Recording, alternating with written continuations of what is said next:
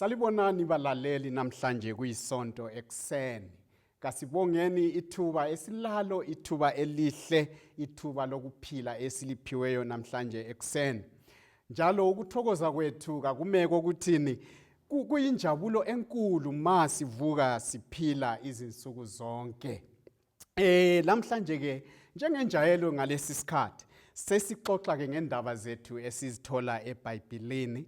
Zisitshela njalo sizama ukuzicubungula ukuthi zingabe zisitshoni kithi esiphila kuleli namhlanje. Isihloko sethu ke esikhulu sithi sona ngizakuhamba.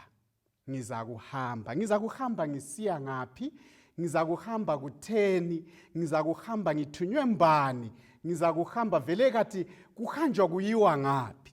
Kulothumo ke olukhulu olugoqela umuntu wonke osemhlabeni, olugoqela umuntu wonke ophakathi kwalolu hlelo olisikulo khathesi nje, olugoqela mbe ngumntwana, olugoqela mbe ngumuntu omdala, ogoqela mbe ngolutsha, olugoqela mbe ngosebenzayo, ogijimayo, wonke umuntu omdala, oleleyo, ogulayo, wonke umuntu oyisimo oyiso sona, kulothumo olukhulu. Siyacelwa ke njalo siyaxwayiswa njalo siyakhuthazwa ukuthi thina sithi ngizakuhamba. Kuyini ke okuhanjelwayo okukhulu? Okuhanjelwayo okukhulu kuthi khona yikuthi kambe siyamazi yini uThixo? Siyamazi yini uNkulunkulu? Sesimazi yini uJesu? Nxa simazi uJesu uthini kithi? Ufisa ukuthi siphile kanjani? Ufisa ukuthi senzeni ngempilo yethu namhlanje? Kambe nga impilo yethu yanamhlanje impilo yokuthi ingasithatha isihambise kumpilo elandelayo. Yilo ke lolu thumo olukhulu. So sonke ke sifunjathiwe something ezandleni zethu ezokuthi sihambe siyetshela omunye umuntu simbuza limbuzo ukuthi kambe uyamazi uJesu. Ekuthunyweni ke lapha njengoba ngitshilo ukuthi sizabe sikhangela ukuthi ngizakuhamba. Kule sicaphuno ke esincane esisithatha kule inkulumo yethu yanamhlanje. Sona ke lesi sicaphuno ngithe mina icinathunjana. Sonke siyalazi icinathunjana. Kudala le icinathunjana lalibizwa kuthiwe nguthunjana kumbe ngusicino. Amanye amabizo esasiwajayele kudala ngabocinathunjana kwakungosanele, ozanele, osandile. Bonke laba ayenikwa abantwana ababe ngocinathunjana. Kanti ke khathesi lokho esetshenziswa lamabizo. Kodwa ungakhangela olutsha khathesi ngitsho labadala kulebizo esesilijayele nxa sibiza ocinathunjana. Sesithi ngokino. Wonke umuntu uyamuze sithi ukino wami. Even abantwana mina ngingukino. Abanye bethi okino bathe, ukino wami bakithi uyabuya, ukino wami usesikolo, ukino wami kutheni. So abantu ke sebesazi ocinathunjana kuthiwa ngokino. Yikho ke lamhla ke indatshana yami ithi yona ucinathunjana kumbe ukino. Kasikhangeleni lokho. Kulezinto ke enthanda ukuthi ke sizinanzelele ngokino, sizinanzelele ngocinathunjana namhlanje ekseni. Ucinathunjana ke umntwana lo oza lapha ekhaya, abadala sebekwazi ukuthi umntwana ugcinwa njani. Sebekwazi ukuthi umntwana ukhuliswa kanjani. Sebekwazi futhi ukuthi umntwana kufanele aphiweni ukuze akhule emzimbeni, ukuze akhule engqondweni, ukuze akhule abe ngumntwana ozahambisela ubizo lwalapha ekhaya phambili. So abadala ke nxa sebefike lapha kukino babe sebelezifiso ezinkulu njalo sebelezifiso zabo zokucina ukuthi bafuna ukuthi abantwana babo kumele babe njani. So ukino ke ubuya lapha ekhaya abadala bebe lokuthokoza okukhulu. Nanko okunye futhi okutholakala kukino. Ukino nxa efika lapha ekhaya ukino ujayele ukutotozwa lapha ekhaya.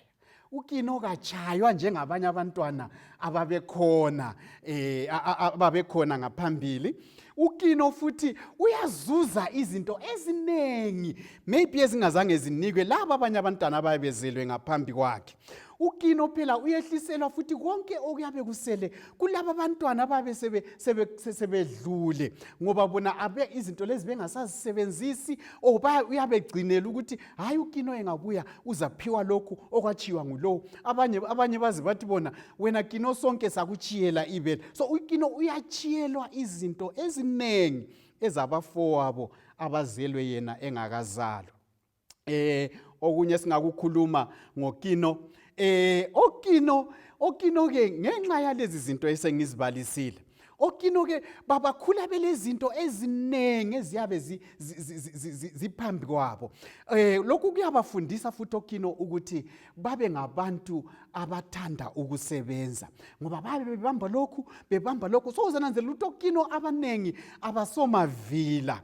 oKino abanengi bayathanda ukubamba izinto ezinengi bezame lokhuyana.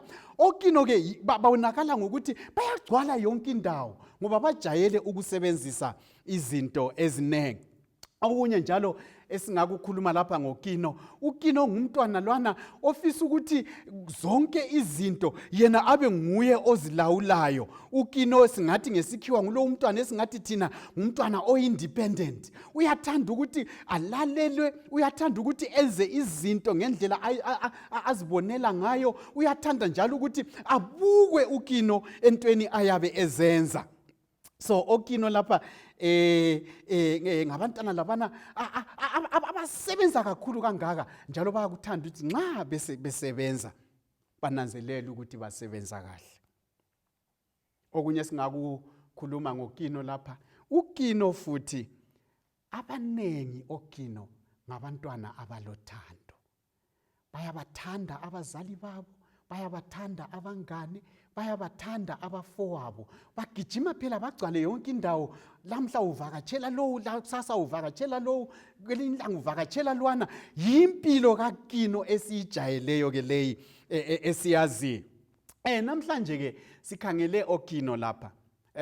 Sizabe sigxilise inkulumo yethu komunye uKino okuthiwa nguDevi. Omunye uKino okuthiwa nguDevi. Kodwa singakakhulumi ngoDevi. Wothi ke sibone abanye oKino esingabafica lapha eBhayibhelini nje ke sibabalise nje siza ukuthi sibone ukuthi bona kuyini esingakufunda kubo. uKino oqala emfuna ukukhuluma ngaye kwakungumntaka Noah. Siyamkhumbula ukhulu Noah? Umntaka Noah. Siyamkhumbula ukuthi uKino wakhe wenza enye into eyayingajayelekanga. Uthe efica uyise ekusiphatho esasingani kasijayelekanga lapha ekhaya wasehleka umzali wakhe. Ukhulu Noah uthe ephaphama kulokho kwakumlalisile okwakungani kumdidi ingqondo wasemthethisa ke uKino. So uKino lapha wasuka wenza into eyayingajayelekanga. Sisuke siye komunye uKino. Sikhumbule uKino kakhulu uJakobe. uJakobe wayecabanga ukuthi uKino wakhe kuzaba nguJoseph. Wamthanda kangaka uJoseph, wamthanda konke bengikutsho, wamthanda waze wamthengela ibhatshi lakhe elalilembala eyayingafanani yabo bonke abanye abantwabakhe. Kwaze kwathi even abantwabakhe ababezelwe ngaphambi kukaJoseph bagcina bemzonda uJoseph ngoba konke okwakusenziwa nguJacob kwakukhanya ngani wayesekuqondise kuKino wakhe uJoseph. Wothi sikhulume ngabanye oKino futhi ababili. Kulamanye oKino kwakuthiwa Iso lo Jacob. uJacob ke nguye wayenguKino lapha. Siyakhumbula ukuthi kulo uKino wayehlakaniphile kangaka uJacob. Futhi unina wayemthanda kakhulu. Esingakukhumbula ke ngaluKino, siyakhumbula umnewabo efika one day elambile, yena wayekwazi ukupheka. Uthe umnewabo ecela ukudla. Kuhlakaniphile phela okungoKino lokho. Uthe umnewabo ke ecela ukudla okuKino kwathi azwana bhutas. Nxa ufuna ukudla wena wothi mina yimi esengimdala. So siyakubona ukuthi okino lapha ngabantu abahlakaniphileyo, ngabantu abacabanga izinto ezinengi ngesikhatshana, futhi ngabantu abathanda ukuthi izinto zihambe ngendlela yabo. Esibuyeleke kukino wethu ente siza kumkhangela namhlanje. uDevi wayezalwa labafowabo abayisikhombisa, bonke babengabafana. uDevi ke njengoba wayengumfana wokugcina, waqala nje njengabo bonke abafana kulimuli. uDevi uthe sekhulakhulile, uDevi nguye owayeselusa izimvu zalapha ekhaya. Kwase kuthunywa ke enye indoda eyayingumprofeti ukuthi ihambe ngoDevi. Yafika ke ngoDevi ithwele uphondo lwayo olwalugcwele amafutha. Kuthe kunjalo wakhuluma ke loyise kaDevi, wathi ngizebona abafana bakho lapha, akubabize bonke beze lapha kimi ngoba ngithanda ukukhuluma labo. Beza ke abafowabo bakaDevi abayisikhombisa laba, badlula kulindoda eyayithunyiwe. Bathe sebedlulile boyisikhombisa, indoda le yathi, kambe yibo bonke yini abafana bakho laba? Yibo bonke yini abantu bakho laba? Uyise kaDevi wathi, ayisibo bonke, kodwa kukhona okukino, ikhona icina thunjana. Kodwa kakho lapha ngoba usemadlelweni ngale ugcine imbuzi. Ugcine imbuzi, ugcine lezimvu zalapha ekhaya. Undoda lo ke owayethunyiwe wasesithi, ngicela eze lapha laye. So kuphunywa ke sokusiyadingwa uDevi, bagijima baze bamthola uDevi beza laye. Kwabuya ke okuDevi okungumfana okukino, kuhambela phezulu nje kunganakile, kuhamba kungazi lokuthi kwenzakalani lapha ekhaya. Kuthe kuthutsha nje indoda liyana eyayithunyiwe, yasukuma yaphakamisa uphondo lwayo, yamthela uDevi ngamafutha. Kwakusitshoni ke lokho? Kutsho lokhu kwakusitsho ukuthi uDevi, ukino walapha ekhaya, wayezaba inkosi yakulesi sigaba elandelayo. Kwakungumthwalo ke omkhulu lo owawuphiwa uDevi. Kodwa uDevi kazange akuthathele phezulu lokho, wabuyela wayazelusela izimvu zalapha ekhaya. Kuyini ke esikufundayo ngale indatshana esiyilandelayo lapha? Lapha ke sifunda ukuthi khathesi lapha esiphila khona emhlabeni, kukhanya thina singokino. Isikhathi esiphila ngaso lapha emhlabeni kukhanya yisikhathi sokugcina sokuthi umhlaba wonalo udlule. So thina singokino balapha emhlabeni.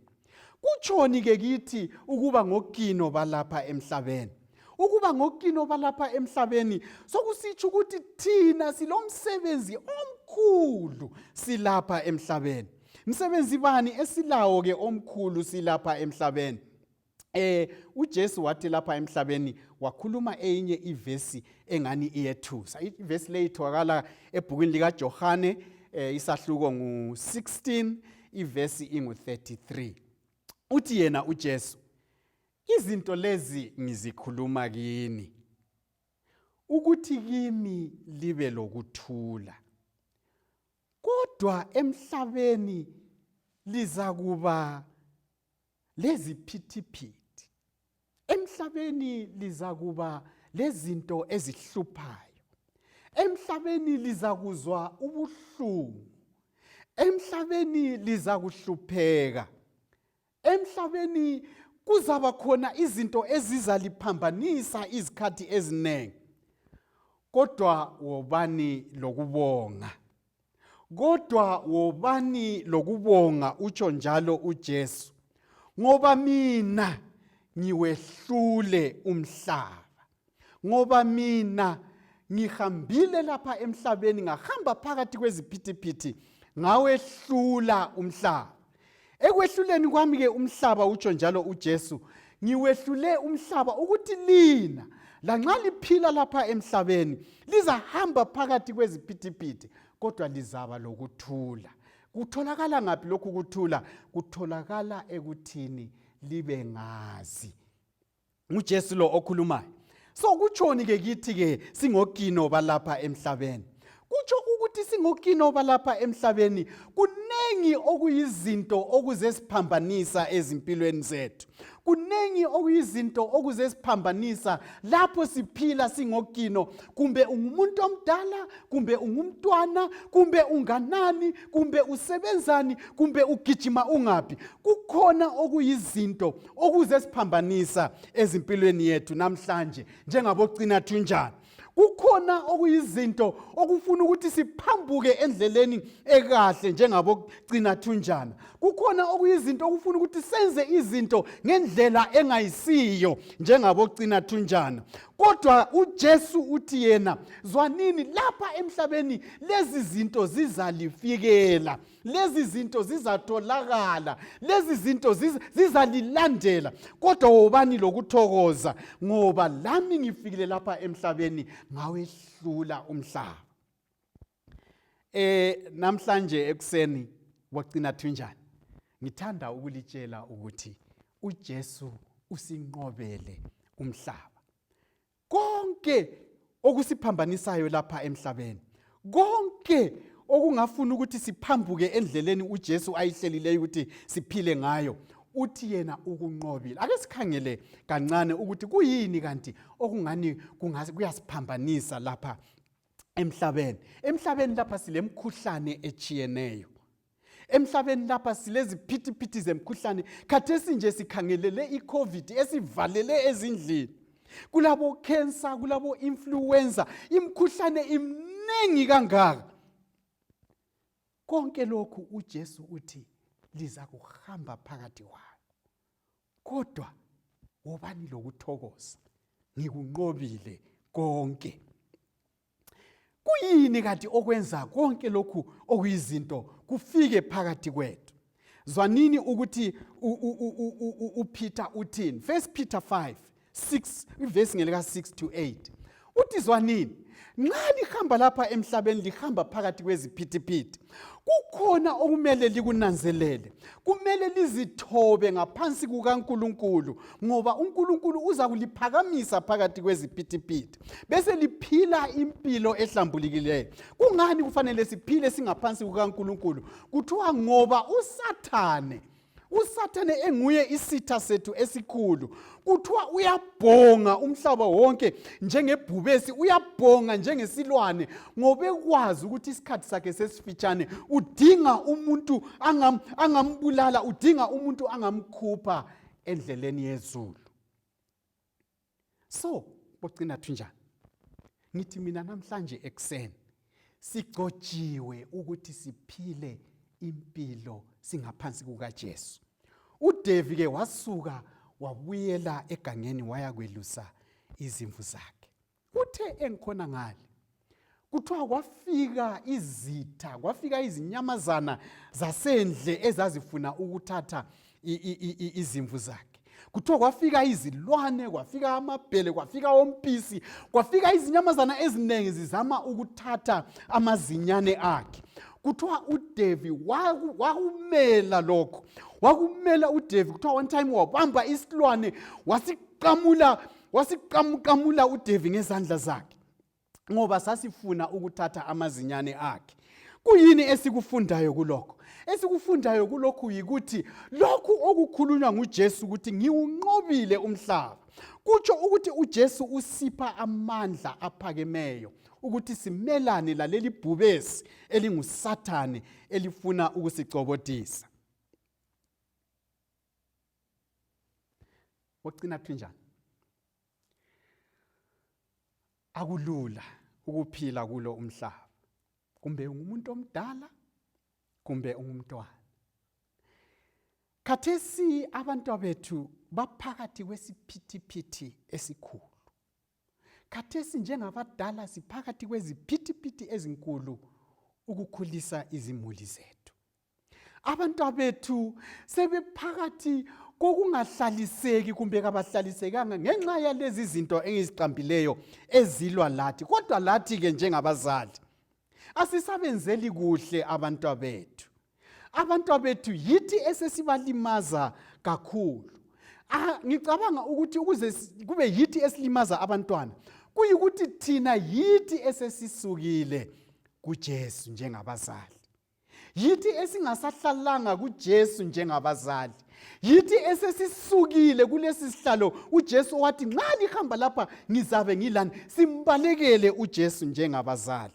Abantu bethu kabasela umuntu ongababiza abondle, ongababiza abavikele kulezi zinto ezimbi ezibahanqileyo. Kuze kuthi lathi abazali kumbe lathi okufanele sikhangele abantwana yithi esesibalimaza kakhulu. Uzafica phela abazali sebechiyela o-TV ukuthi bafundise abantwana. Abantwana sebetshona behlezi ku-TV. Abantwana basagezisa imgano. Abantwana sebegeza bechiye kungcolile lapha abagezele khona. Abantwana abasawatshi impahla zabo.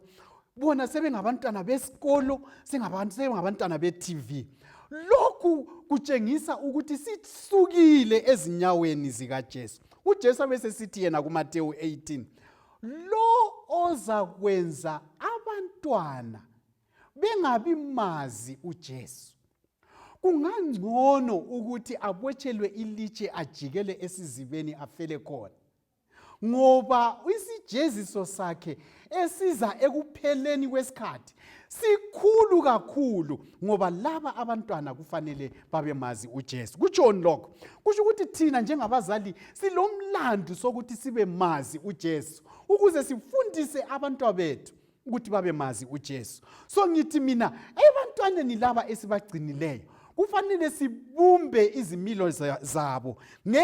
Sibumbe izimilo zabo sihlezi ezinyaweni zikaJesu. Singazibumba njani izimilo zabantwana bethu?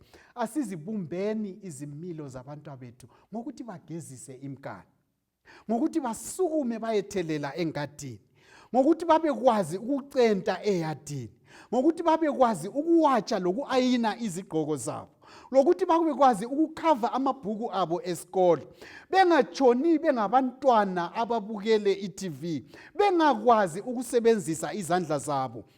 Ngoba ukusebenzisa izandla bazali kutsho ukuthi abantwana bethu siyabe sibakha izimilo zabo.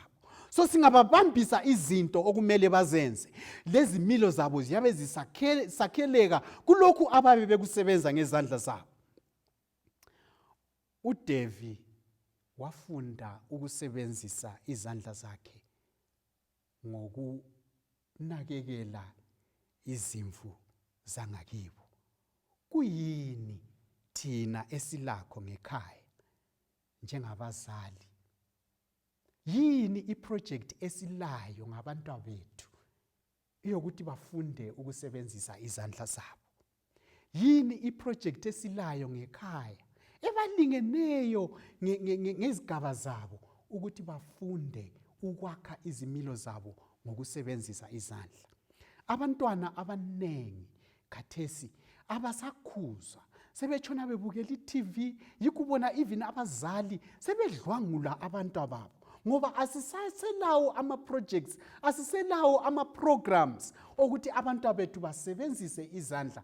Sesibona abantwana bethu sokungani ngama-objects nje alapha ekhaya esingawasebenzisa. Abantwana bethu baku-risk ngenxa yethu abazali esingafuni ukuthi sibadingele ama-projects ezandla zabo ezincane zonezo ukuthi bawenze ngekhaya. Ngiyaxwayisa-ke namhlanje ukuthi njengabazali kasibuyeleni ezinyaweni zikaJesu. Kasibuyeleni ukuthi uJesu ufuna sibakhulise njani laba bantwana. uJesu uthi yena vumelani abantwana beze kimi. uJesu nxa ekhuluma lokho uzama ukuthi thina njengabazali kasibeni mazi uJesu, bese sivumela ukuthi uJesu ngemfundiso asinika yona sifundise abantwana bethu babe lezimilo ezinhle. Bocina thunjana, nxa singocina thunjana kulolu hambo, kutsho ukuthi izulu likhangelele ukuthi umthwalo omkhulu wevangeli uphezu kwethu. Hayikhona khonokho kuphela, kodwa likhangelele ukuthi izimpilo zethu zibe yikukhanya kwasezulwini, zikhangelele ukuthi ngubani lobani abe yikukhanya amemezele ukuthi uJesu uyeza masinyane. So ukuba ngikino yikuthi zonke lo thando lwakhona luyabe solulukhulu lokufundiswa kwangikhona kumele kube sokukhulu ngoba sokuyi last push lay esesikuyo. Ngemva kwalokhu kubuya umhlaba omutsha, kubuya abantu abasindisiweyo, kubuya abantu abalungisiweyo, kubuya ilizwe elingalakukhala, kubuya ilizwe elingalakufa, kubuya ilizwe elingalasathane, kubuya ilizwe elingalasono. Kodwa njengabokino khathesi kumele sibambe ziqine ukuthi lokhu okukhulunywa ngumdala, lokhu okukhulunywa nguNkulunkulu sikubambisise siqine, sithi thina ngizakuhamba ngiyebatshela, ngizakuhamba levangeli ngiyebatshela, ngizakuhamba lesimilo esihle esifundiswe nguJesu ukuze umhlaba ubone. uJesu bese philani impilo ehlanzekileyo ukuthi libe yikukhanya kwelizwe. Umhlaba uza kubona ukukhanya kwenu lezimpilo zenu ezinhle ubusumdumisa uNkulunkulu. So namhlanje ngithi mina ngezimuli labantu bethu kasihlaleni ezinyaweni zikaJesu njengocina. Ocina thunjana phela kabasuki ebazalini babo, bahlala besebazalini babo, bahlala belandela abazali, bahlala befundiswa ngabazali babo. Lathi ke kunjalo namhlanje labantu bethu babo bonke esihamba kubo kasibadonseni sihlale ezinyaweni zikaJesu. So namhlanje ekseni balaleli ngithi uJesu uyasibiza, uthi kasibambeni ziqine. Mina ngithi vele angitsho ukuthi ngizakuhamba, ngithi sengisendleleni, sengiphakathi kwendlela. Yikho ke ngiyanxusa namhlanje ekseni ngithi sonke kasiphakameni singene endleleni. KuTitus 2 verse lika 11 to 14 ithi yona umusa kaThixo obisa usindiso usuveziwe ebantwini bonke, usifundisa ukuthi ukuphila impilo ehlanzekileyo kuNkulunkulu, ukuphila ngaphansi kwezixwayiso zikaNkulunkulu kulo umhlaba, kusenza sonke singene endleleni yokuthi siyabe sesikhangelele ithemba lethu, ithemba elikhulu elokuza kukaNkulunkulu wethu, elokuza komsindisi wethu uJesu Kristu, owazinikela ngenxa yethu, wafa ukuze asihlenge kule umhlaba, esilungisela umhlaba omuhle, esihlenga ezonweni, esilungisela ukuthi siyephila impilo engunaphakade, ngoba yena uthi thina singabantu bakhe esizilungiselele ukuthi senze lokho asibizele ukuthi sikwenze lapha emhlabeni. Mina sengisendleleni, ngiyanxusa ke namhlanje ukuthi ngubani lobani, kumbe ungaphi, kumbe uphila kanjani, ukuthi phila ezinyaweni zikaJesu. Nxa ukhona lapho khona, ngicela uzitshele ukuthi lawe ususendleleni. Uzitshele futhi ukuthi wena ungukino, futhi wena usufuna ukuthi uhambe umhlaba ubone ukuthi ukino kaJesu uphila njani. Simemezele ukuthi uJesu uyeza njalo masinyane. Kwakunabafundi 12, Simon Peter, Andrew, lo James umfowabo John, Thomas, Philip, Matthew, Simon Taga, Alphaeus, Thaddeus, Judas, Simon, lo Bartholomew, Shumayelani, uJesu wababiza bahambisa ivangeli. Shumayelani, lathi siyabizwa sishumayele. Asihambeni siyechumayela sonke uJesu useseduze. Kasithandazeni. Baba wethu osezulwini, siyabonga ukuthi uthando lwakho lusenze saba ngokino lapha emhlabeni. Singamagcinathunjana akho Jesu. Siyaluzwisisa uthando lwakho, futhi sithanda ukuthi sihlale ezinyaweni zakho, sisukume sihambe lawe, sishumayele ukuthi uyeza lomhlaba omutsha. Sikhuleka lokhu sithembe kuwe Jesu, ngoba nguwe umsindisi wethu. Amen.